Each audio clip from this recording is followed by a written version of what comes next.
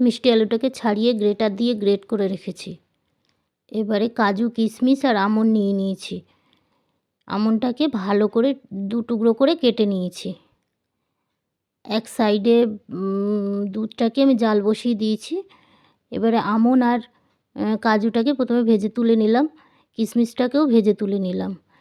ওই ঘিয়ের মধ্যে 3টে এলাচ দিয়ে দিয়েছি।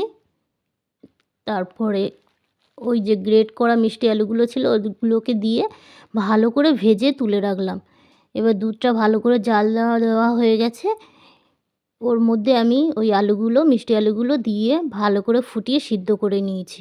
তারপর কাজু কিশমিশগুলো দিয়ে সেগুলোকেও ওর সাথে মিশিয়ে দিলাম। এবার পরিমাণ মতো চিনি দিয়ে দিয়েছি। গ্যাসের ফ্লেমটাকে নিভিয়ে তারপরে আমি কিছুটা বাতাসা দিয়ে দিলাম। দিয়ে দেখো আমার রেডি মিষ্টি আলুর পায়েস।